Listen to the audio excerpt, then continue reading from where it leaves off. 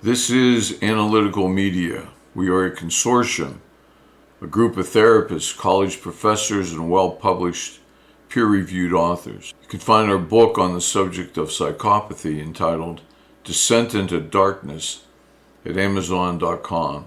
This book analyzes the murder of Travis Alexander by Jodi Ann Arias from the perspective of psychopathy.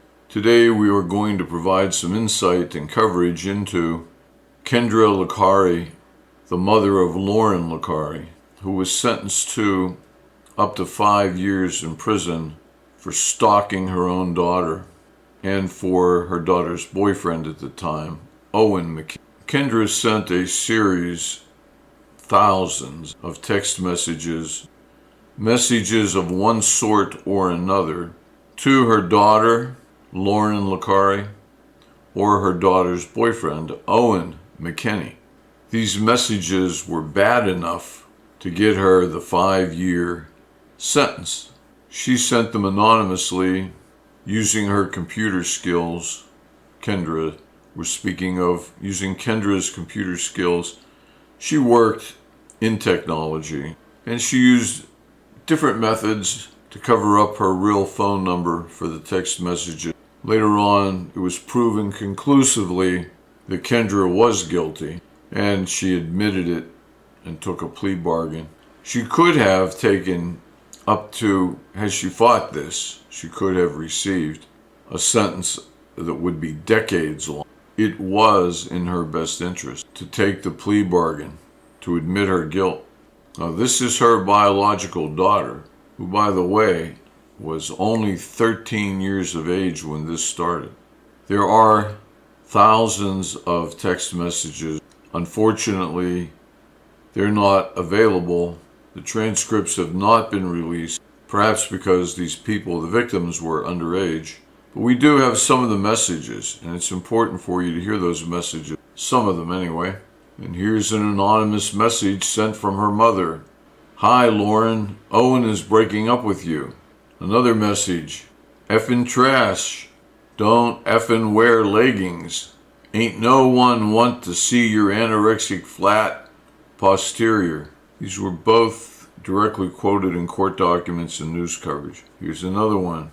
Owen wants sex, BJs, and making out. He don't want your skinny posterior. She urged Lauryn to engage in self-destruction. Yes, she was suggesting that Lauryn should end her own existence on the planet Earth. There were many, many sexual messages sent from the mother to the daughter.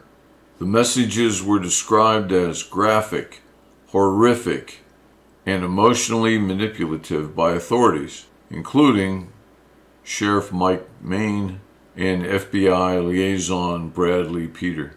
These messages included profanity, personal insults, and attempts to destabilize Lauryn's mental health and her relationship with Owen. Full transcripts are not publicly available due to legal restrictions, the involvement of minors, and the graphic content.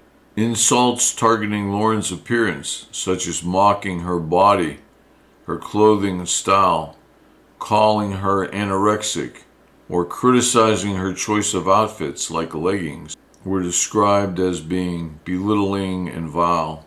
Attacks on Lauryn's intelligence and behavior, with texts calling her derogatory names and questioning her worth as a human being, which were described as humiliating by investigators. There were messages described and designed to promote false claims about Owen, saying that he was cheating on her or he wanted to end the relationship. The mother also stated in messages that she was having sex with Owen. She was giving Owen what he wanted. Remember, this was being sent by the mother, the biological mother, who had been with Lauryn since her birth. These messages were being sent to Lauryn. Lauryn begged whoever was sending the messages to stop, but Kendra kept sending them, talking about sex, how ugly her daughter was, how much Owen deserved someone better. Owen, in the Netflix documentary, suggests that she was treating him oddly. Kendra was treating him oddly, as if she were personally interested in him. That this middle-aged woman was interested in a 13 or 14-year-old boy.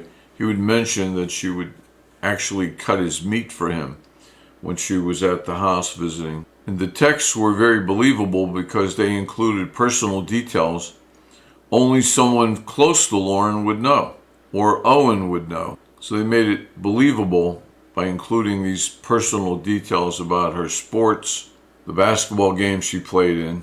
Kendra sent thousands of texts over 10 months in 2021, sometimes as many as 40 to 50 per day, to Lauryn and Owen. She used burner phones and apps to hide her identity. Kendra pretended to be someone the age of Owen. Kendra made it clear that she knew them. She pretended to be schoolmates, classmates, by giving scores to basketball games, talking about how many baskets Lauryn shot in the game. She was also the basketball coach. Kendra was. In the meantime, while this had been going on, and before that slightly, she was lying to her husband, Sean Licari, Lauryn's father. She was lying and claiming that she went to work every day. But in reality, she did not. She had been fired from 2 jobs. She had nowhere to go. She was not working, and it was causing financial problems for Sean. They were losing their property, having things repossessed. So we've established that Kendra was an enormous liar. We have established that she was sending sexually lurid messages to Owen and very sexually inappropriate messages to her daughter. And thousands were sent, each one read by her daughter and Owen. Now, this was her biological mother who had doted on her since birth, who had been, or tried to be, Lauryn's best friend, confidant. Everyone thought they were extremely close, including Lauryn. And yet, had Lauryn followed the messages in those conversations, the intent, the words, then Lauryn would be dead. Or at least she was promoting Lauryn's childhood sexuality, that Lauryn should be more sexual with Owen. Certainly, Kendra hurt Lauryn. She also hurt Owen. One would think that a mother would not hurt the child. One would think that the mother would die for the child. And many mothers would. Many mothers would prevent harming the child. Not their harming the child. Any harm at all coming to the child from any form. They would act as the protector to the child. Many mothers would do that. Many fathers would do that.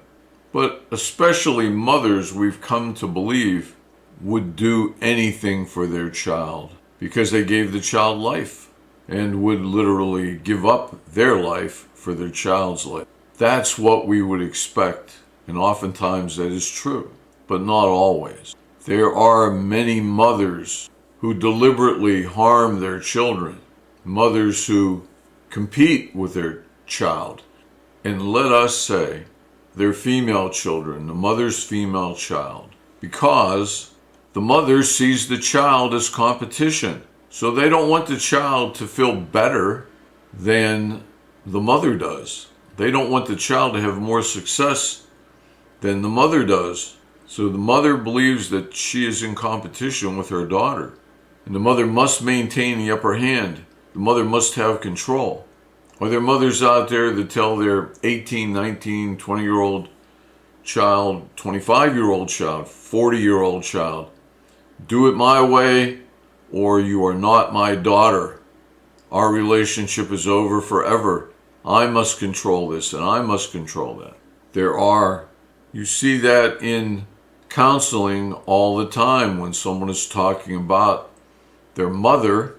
An adult woman with children is talking about her mother, and how controlling that mother is, and how mean the mother can be, and how insulting the mother can be, and how they have no control over where they spend Christmas or Christmas Eve, because the mother tells them.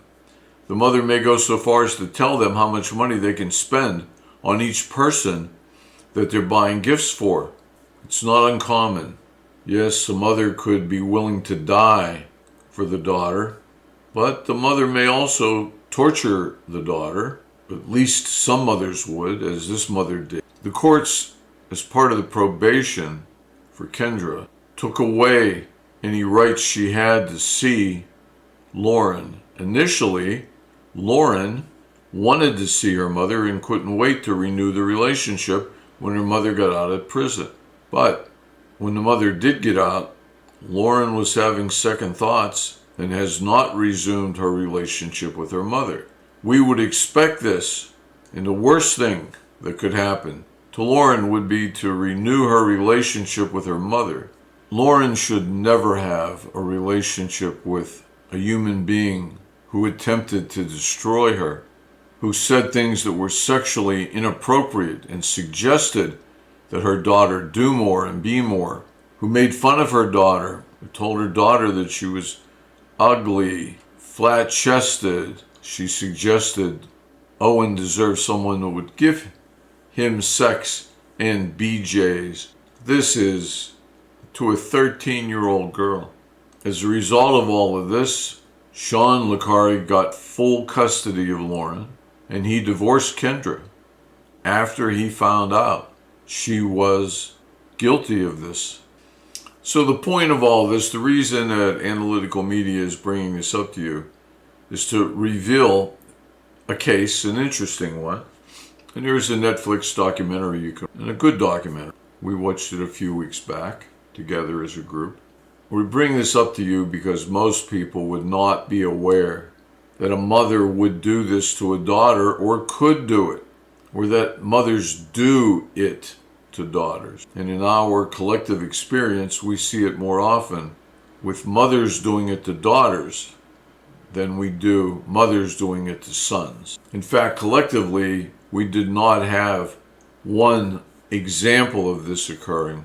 We're not suggesting it never occurs, but we can say none of us had heard of this occurring between a mother and a son.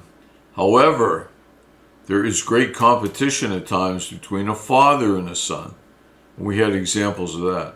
So, you cannot assume, we're speaking to you women out there, you daughters out there, you cannot assume that your mother has your back. You cannot assume that your mother would never harm you. You cannot assume that your mother cares for your well-being. And you can't assume that your mother's always right. Most mothers certainly have their daughter's back. Most mothers want their daughter to accomplish more, be more, do more, have more than they have, that the mother had. But not all of them. Some others will give you advice to stop you from achieving more than they have, or earning more than they have, or going into a career where you could earn more money or have more status than the mother had in her career. So keep that in mind, and I'd be willing to bet, and certainly you could put it in the comments, I'd be willing to bet that many people that listen to this could say yes, that's my relationship with my mother. Does your mother tell you how to spend Christmas Eve? You and your children? Does she stop talking to you? Does she fight with you? Does she make you feel unloved? Does she threaten to remove her love from you? It's not uncommon. In fact, most of us at the meeting had cases, multiple cases, and examples we could share.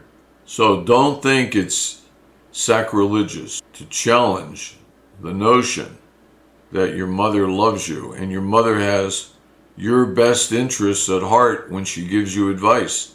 Maybe she does. In most cases she will, but not in every case. In many cases, the mother is your competitor and the mother does not want you to succeed. Is your mother flirtatious with your boyfriend or your husband? Talk about it in the comments. This is Analytical Media. I hope everything's gone well. We hope everything's going well for you, and we wish you the best. See you the next time we post. And subscribe. If you like what you see, certainly you should subscribe. Take care.